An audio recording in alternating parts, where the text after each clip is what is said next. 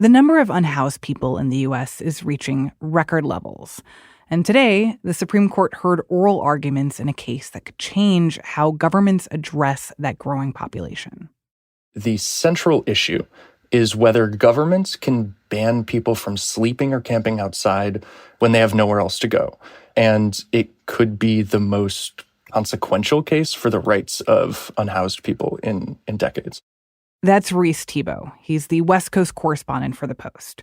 Reese recently traveled to Grants Pass, Oregon, the city at the center of this case. Like many cities, the unhoused population in Grants Pass has grown a lot in recent years, and many people have been living in public spaces like parks. One of the ways the city has responded is through fines. But some of those unhoused people took the city to court. And today, their lawyers argued before the Supreme Court that punishing them like this is a violation of their constitutional rights, since they have nowhere else to go. The city interprets and applies the ordinances to permit non-homeless people to rest on blankets in public parks, while a homeless person who does the same thing breaks the law. The ordinances, by design, make it physically impossible for homeless people to live in Grants Pass without facing endless fines and jail time. From the newsroom of The Washington Post, this is Post Reports. I'm Martine Powers. It's Monday, April 22nd. Today, how a legal challenge brought by unhoused people in Grants Pass could have a massive impact on cities and states across the country.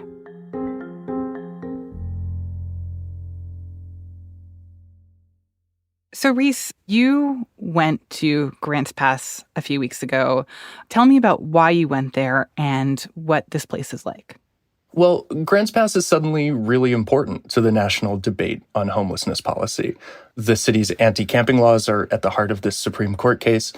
But I think the more important point is that far too often in these, political and legal discussions, you lose track of the people who are directly affected. And that's especially common when those people are unhoused. So we thought it was vital to our coverage and to getting the full story to go to Grants Pass and spend time in encampments and with the people who are providing them services. And, you'll hear us throughout this conversation use different terms when we're talking about this community, whether it's unhoused people living outside, people experiencing homelessness. I've talked to a lot of people and they use a lot of different terms themselves. So we'll use a lot of those words, interchangeably in this interview.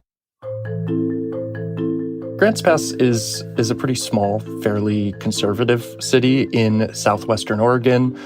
About 40,000 people live there, and as its name suggests, it's surrounded by mountains.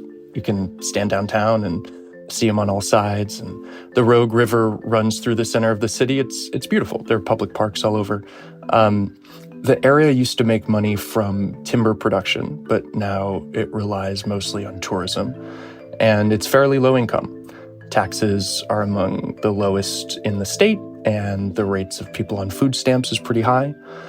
Like so many cities, especially in the West, there's a major housing crisis.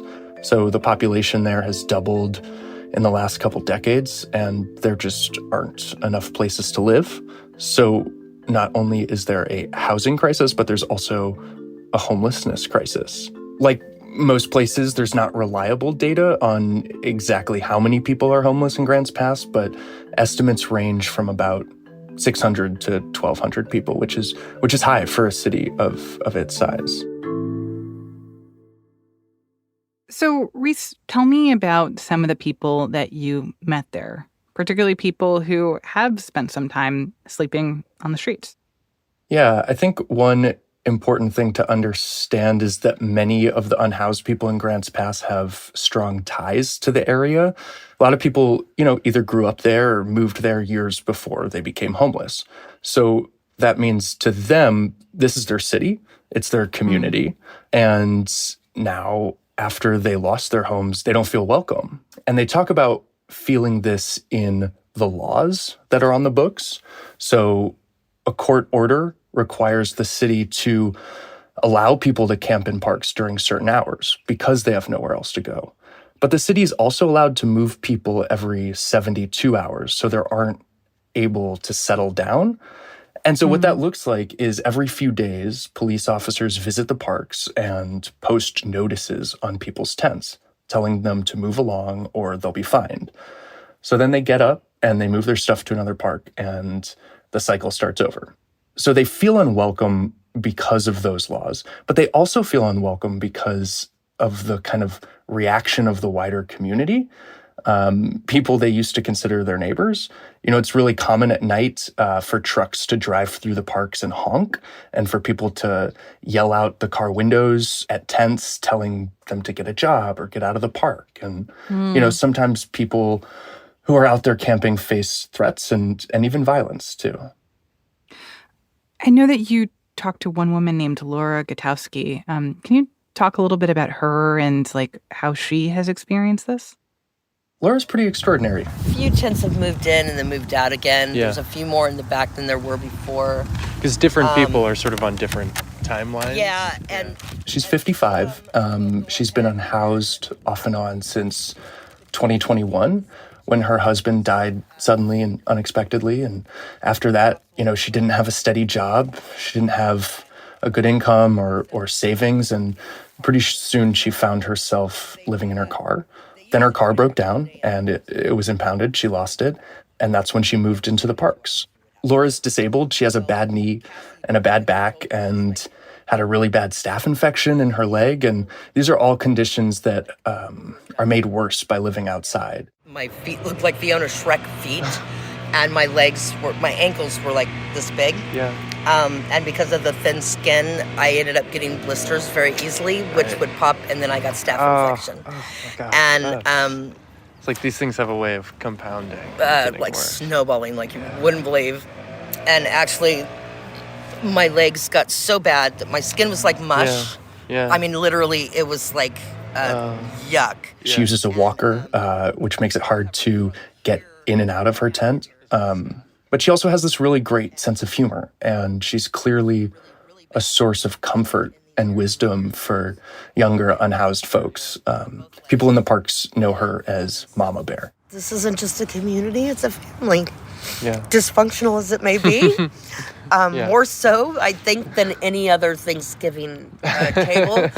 But still, family. We protect, we feed, shelter, clothe, whatever, a lot of them will give the shirt off their back if you need it, even if it's 20 degrees. Yeah. Wow. And in terms of the experiences that you described of having to move every 3 days, being treated in a way that makes it clear that they're not exactly welcome, what did she say about that kind of stuff? So when I met Laura, she was camping in Morrison Park, this park with a baseball diamond where her son used to play Little League. And the park is less than a mile away from her former house. So this is like her neighborhood that she's living in now and that she's unhoused in. And, I think that makes every day a really emotional experience. And she said the longer she spends in the parks, kind of the more upset she gets because she sees how the city's policies kind of play out day to day. And she feels like the city is trying to force her to leave the place that she's called home for decades. The more I've been out here, the more angry I get because I've noticed that they're trying to push us out altogether. They're not trying to make things better for us or help us have another shelter or keep us safe or help us even medically or mentally. Yeah. They're just trying to push until we give up and say, fine, I'll leave town. Yeah. If they could have a few buses and load us up on buses and ship us out to the middle of the desert somewhere, they would. If they felt that we couldn't retaliate and sue them, hell yeah, they would.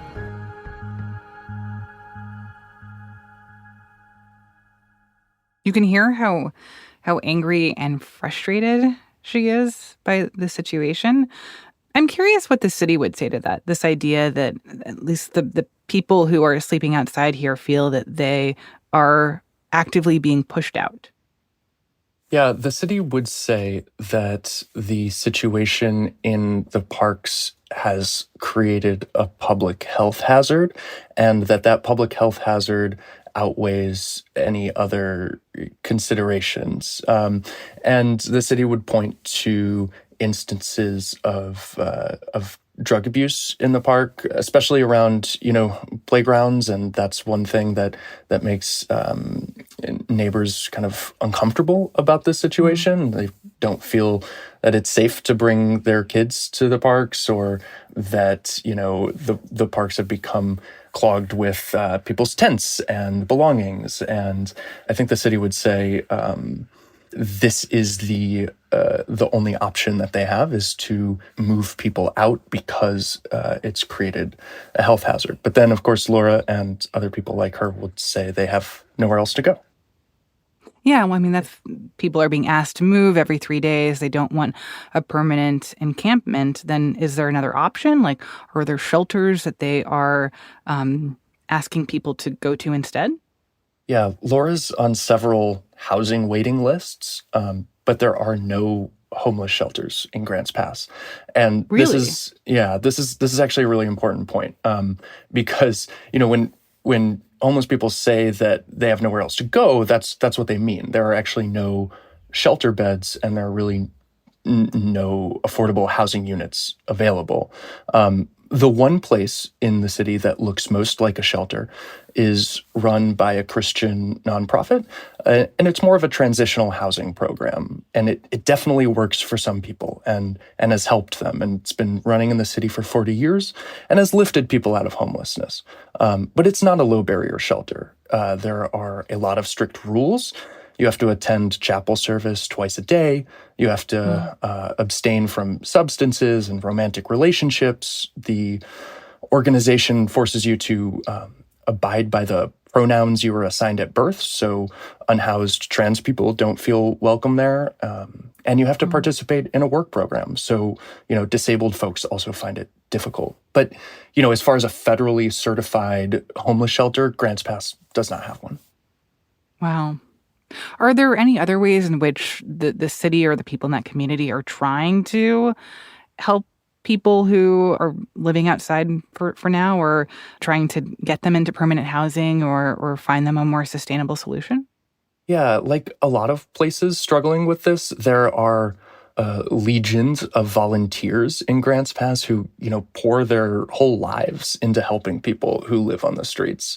There's one group called Mint that helps people with everything from medical needs to job interview advice to signing up for subsidized housing waiting lists. So there are a lot of people who want to help. But there are also people who are, more hostile to the presence of unhoused people in the parks. And, a majority of the city council favors laws that would allow police to clear encampments at all times, regardless of whether there's a shelter. The city's mayor, Sarah Bristol, has a more nuanced view.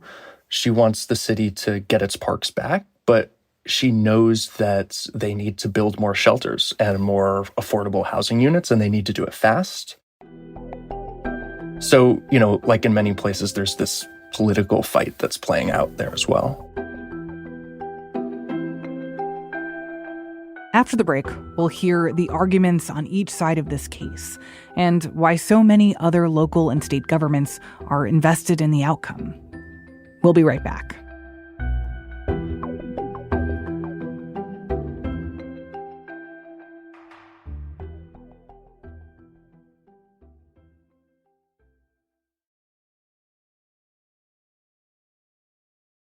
So, Reese, as you say, what's happening in Grants Pass, it kind of is playing out in so many cities around the country where you have groups of people who are sleeping outside and this question of what should be done, if anything. But not all of these cases make their way all the way to the Supreme Court. Can you tell me a little bit about how this issue became a legal case and how it became a Supreme Court case? Yeah, it all started with a lawsuit in 2018. It was filed against Grants Pass on behalf of 3 unhoused individuals, Deborah Blake, Gloria Johnson, and John Logan. They'd all been homeless in Grants Pass for years, and they'd racked up thousands of dollars in fines because of the city's anti-camping laws. So that case has been winding its way through the court system for years since then. In 2021, actually, Deborah Blake died, and she was still homeless at the time. So the 2 other plaintiffs, Gloria Johnson and John Logan, are now the lead plaintiffs in the case. So then what are these plaintiffs arguing? Like, what is their legal position for why what the city is doing should not be allowed? Yeah, so the core issue in this case is whether governments can punish people for camping or sleeping outside, specifically when they have nowhere else to go. And what the unhoused plaintiffs are arguing is that Grants Pass is punishing them for a status that they can't control. They're homeless, not through any fault of their own, and they're being punished because of it. And they say that is a violation of the 8th Amendment, specifically the cruel and unusual punishment clause, because it essentially, they say, criminalizes them for existing.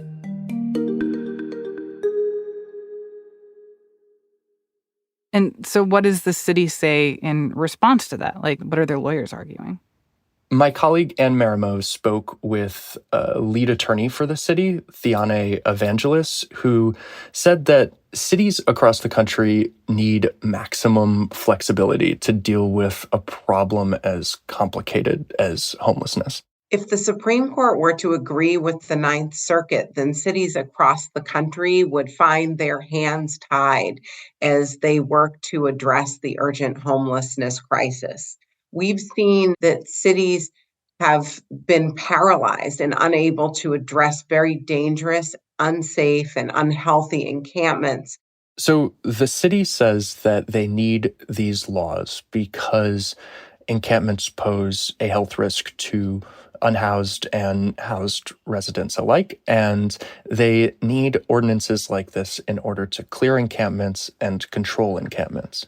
But that's not actually the central issue in this case. The case is not about whether cities can clear encampments. In fact, cities are allowed to do so, and Grants Pass has continued to, every 72 hours, clear its parks encampments.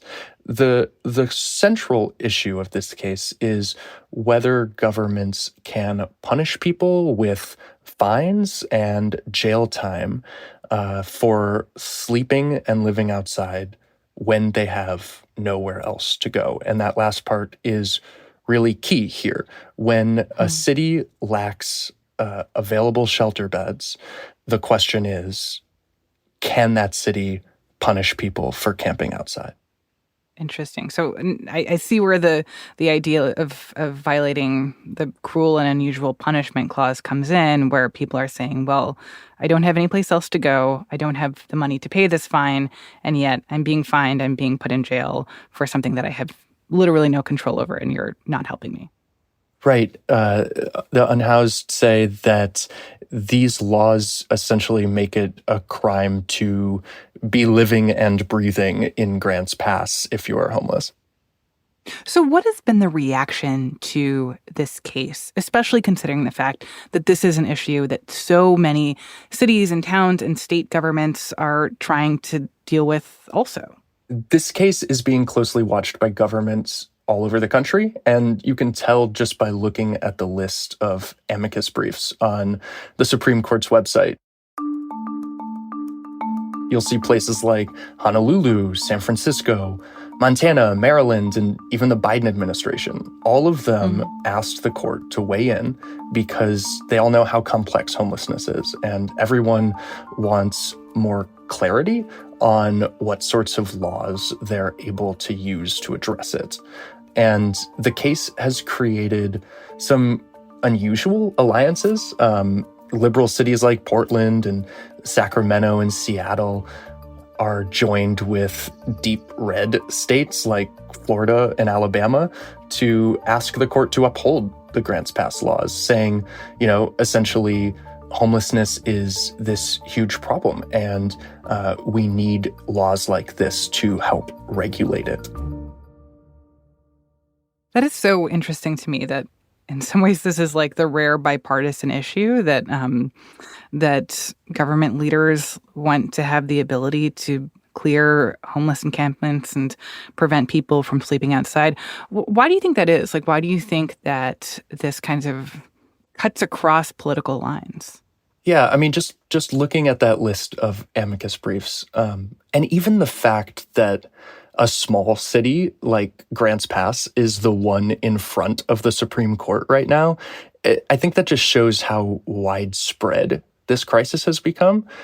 But these arguments, I think, also show that leaders, even of more liberal places, are feeling this intense pressure to crack down on visible homelessness and encampments, and they're embracing more hardline approaches than they have in the past. And I don't want to undersell the fact that this is a really complicated issue that doesn't have any easy answers. And obviously, like, political leaders are dealing with this on a logistical level, but it's also such a salient political issue, Like, I do feel like you're seeing in elections all around the country, politicians who are hearing from voters that, like, we don't like seeing big encampments of people in our downtowns. It makes us feel unsafe. It makes us feel like our city is going to pot. And that, like, I do wonder if this is also a reflection of the kind of political blowback that a lot of politicians, Republican or Democrat, are noticing. Yeah, I think you're exactly right. And lawyers for the unhoused plaintiffs say that, all those cities and counties, all those leaders who are complaining that blocking these rules would allow encampments to multiply, they're all just performing a kind of political sleight of hand where they're deflecting blame from decades of failed housing policy. And there's some truth to that. The core problem here is that there is not enough housing and not enough shelter beds in most places across the country. The flip side, of course, is that correcting that problem is going to be really difficult and is going to take a long time.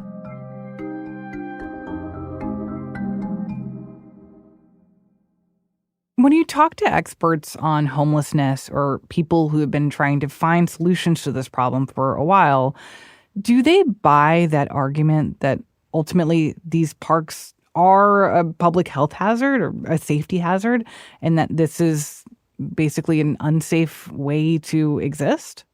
Well, I think nobody is happy with the situation. On either side, no one wants masses of people living outside in unsafe environments where there's not access to, running water and toilet facilities, and there's drug use all around people. I think the issue is how to address that and where the blame ultimately falls. But I don't think anyone is contesting that the situation in encampments across the country is dire. And what is the solution? I mean, what are the kinds of policies or ideas that these cities and towns and local governments could be putting in place that would help this problem and get people out of homeless encampments without, like, having to fine them or put them in jail? Well, I think the most sustainable long-term solution is kind of simple and not to be reductive, but it's basically like build more housing. This is at its core a housing crisis because there aren't enough places, much less affordable places for people to live, and that crunch has driven record number of people onto the streets. So once the Supreme Court does rule on this issue, what are the potential consequences? Like, what kinds of implications could there be for unhoused people and for governments who have been trying to figure out how to deal with this issue? So the court could issue a range of decisions, but, very basically, if it decides in favor of Grants Pass, that means the city would be able to enforce its strict camping ban at all hours of the day and in all public places. And for unhoused folks, that would mean likely mass displacement because they simply wouldn't have anywhere else to go in the city where they could be without getting ticketed. And if the court rules in favor of the unhoused folks, then that means they would get to remain in parks at least until a shelter is created. But, at the end of the day, there will still be, no matter what, between 600 and 1,200 people looking for a place to go and a place to sleep. I don't know if Laura has had much of a chance to think about how this Supreme Court ruling could potentially affect her personally. But I do wonder, did she share anything with you just about what she's thinking for the future for herself and what she wants her life to look like? Yeah, Laura's been trying, desperately to get off the street, and she's on all of these housing waiting lists. And when I asked her about what she hopes for the future, she said, I just want my own kitchen. She grew up cooking and loved to make meals for her family.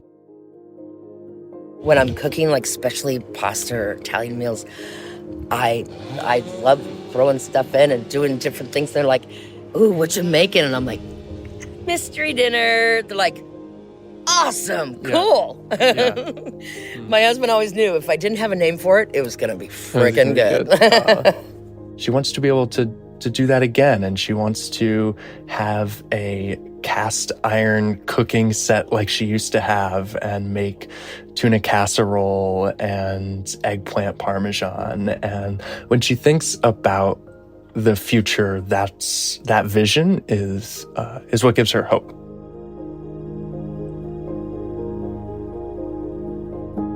Reese, thank you so much for sharing this with us.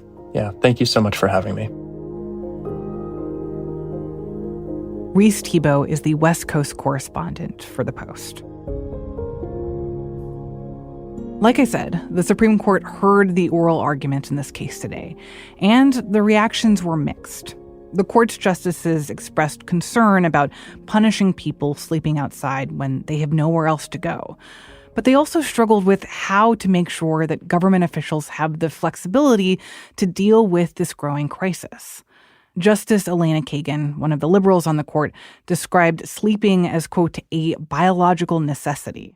It's sort of like breathing. I mean, you could say breathing is conduct, too. But presumably, you would not think that it's okay to criminalize breathing in public. I would like to point to the federal regulations. And for a homeless person who has no place to go, sleeping in public is kind of like breathing in public. Meanwhile, Chief Justice John Roberts, a conservative, questioned why they, instead of lawmakers, should be the ones making decisions to address this problem. Many people have mentioned this is a serious policy problem. And it's a policy problem because the solution, of course, is to build shelter, to provide shelter for those who are otherwise harmless. But municipalities have competing priorities. I mean, what if there are lead pipes in the water? Do you build the homeless shelter or do you take care of the lead pipes? What is isn't enough fire protection? Which one do you prioritize? Why would you think that these 9 people are the best people to judge and weigh those policy judgments? A decision on this case is expected in late June. The Supreme Court case was, of course, just one of many big news events that happened today. Here are some other stories that I've had my eye on. Protests against the Israel-Gaza war are continuing on college campuses in the Northeast, and things are getting more serious. Free, free Palestine! Free, free, free Palestine! Free, free, free Palestine! At Yale, more than 40 pro-Palestinian demonstrators were arrested on Monday. And at Columbia, in-person classes were canceled because of the protests. And the Biden administration on Monday announced new rules intended to protect the privacy of patients seeking abortions and the health workers who may have provided those abortions. This change affects HIPAA, the health privacy law that's nearly 30 years old. The new policy stops doctors and insurers from sharing patient information with state officials who are conducting investigations, filing lawsuits, or prosecuting patients or providers. At a press conference on Monday, Melanie Fontes-Rayner with the Department of Health and Human Services talked about why this new rule is necessary. No one should have to live in fear that their conversations with their doctor or that their medical claims data might be used to target or track them for seeking lawful reproductive health care. That's it for Post Reports. Thanks for listening. Today's show was produced by Sabby Robinson. It was mixed by Sean Carter and edited by Lucy Perkins. Thank you also to Anne Marimo. If you love the show, help other people discover it by leaving a rating on Spotify or a rating and review on Apple Podcasts. It truly does help other people find our show. I'm Martine Powers. We'll be back tomorrow with more stories from the Washington Post.